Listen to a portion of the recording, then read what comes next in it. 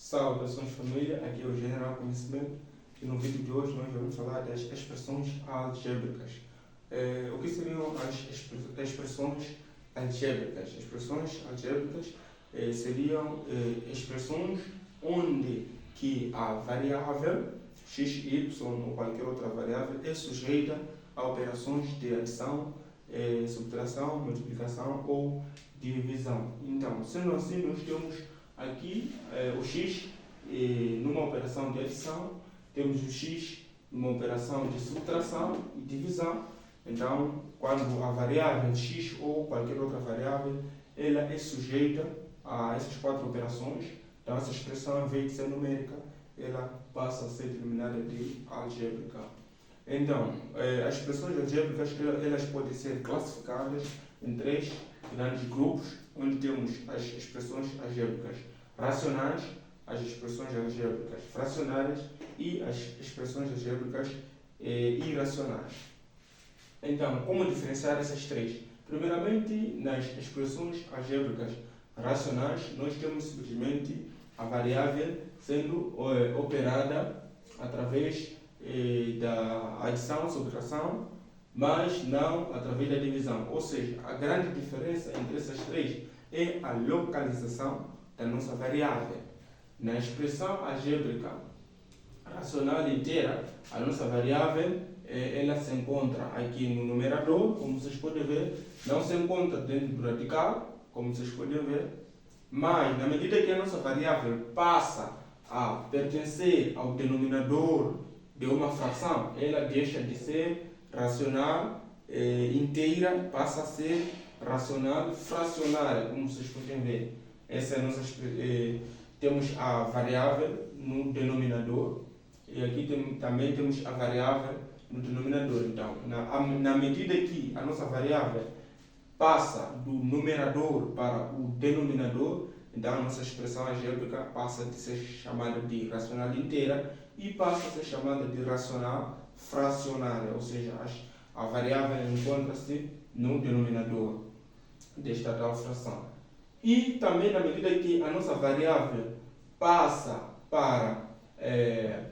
a ser o radicando, né, de uma raiz, aí a nossa expressão algébrica passa a ser denominada de expressão algébrica irracional. Como vocês podem ver, a nossa variável está dentro, ou seja, faz parte do radicando da raiz. Então, sendo assim, estes dois são exemplos de expressões algébricas irracionais, por causa da posição da variável. Então, para separar os três, nós vamos simplesmente olhar na posição da variável.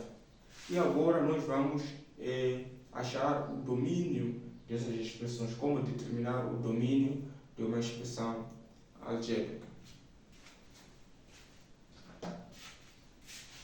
Agora nós vamos analisar o domínio dessas duas funções, que também são expressões algébricas. Vamos analisar o domínio dessas funções. O que seria o domínio de uma função? Seriam valores de x que tornam aquela função possível de resolver. Então, sendo assim, nós temos este primeiro caso, onde temos x mais 2 sobre x menos 1. Então, o que nós podemos perceber? O valor de x menos 1 aqui no denominador não pode ser zero, ou seja, tem que ser diferente de zero. Então, a nossa condição para que o cálculo dessa expressão seja possível, então, para que isto aconteça, o x menos 1 deve ser diferente de zero. Então, esta é a nossa condição. O resultado daqui do denominador não pode ser zero. Então, sendo assim, fazendo este cálculo, levamos menos 1 para outro membro, ficamos com x diferente de 1.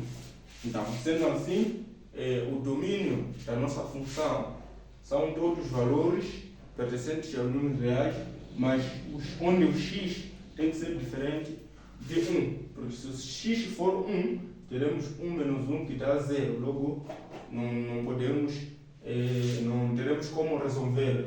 A solução não será possível de resolver nesse contexto aqui. Então, sendo assim, nós determinamos o domínio dessa função. Vamos usar o mesmo exemplo para determinar o domínio dessa função. Então, sabendo que esta aqui é uma raiz, então o valor do radicando, nós sabemos que não pode ser negativo, ou seja, não pode ser menor que zero. Tem que ser maior ou igual a zero. Então, esta é a nossa condição. O 4x menos 6, que é o radicando aqui dentro, não pode ser negativo. Então, sendo assim, tem que ser maior ou igual a zero. Esta é a condição para que esta função seja possível.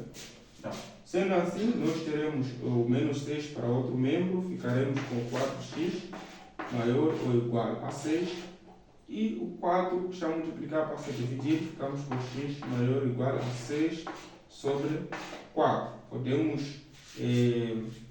simplificar essa expressão, ficando com x maior ou igual, dividindo ambos os termos por 2, 6 por 2 dá 3, e o 4 por 2 dá 2. Então, o domínio da nossa expressão são todos os valores de x, são todos os valores pertencentes a x, sendo que o x é maior ou igual a 3 sobre 2. Então, para qualquer valor menor que 3 sobre 2, então essa solução, essa função será impossível de resolver. Vamos testar. Vamos procurar um número que não seja maior ou igual a 3 sobre 2. Vamos pensar num número menor que 3 sobre 2. O número menor que 3 sobre 2, vamos supor o 1, por exemplo. Então, se nós temos o 1 é menor que 3 sobre 2. Se tivermos o 1, teremos 4 vezes 1, que dará 4. Teremos 4 menos 6, que dará menos 2. Então, o nosso resultado aqui será negativo e não será possível calcular esta raiz. Então, sendo assim, o nosso domínio são os valores reais, né, pertencentes a x, onde o x é maior ou igual a 3. Então, aqui simplesmente admitimos valores onde valores maiores ou igual a 3. 3 dividido por 2 é 1.5, então significa que os valores possíveis aqui são valores que partem de 1.5 para frente. Valores maior ou igual a 3 sobre 2, 1.5 para frente. Então, se for 2, podemos dar um exemplo com 2. 4 vezes 2 dá 8. 8 menos 6 é 2. Sendo assim, é possível aqui termos raiz de 2. É possível. Então, se for 1, como já tentamos com 1, não dá. Então, é assim como nós achamos o domínio de uma função. E, tanto aqui como este exemplo.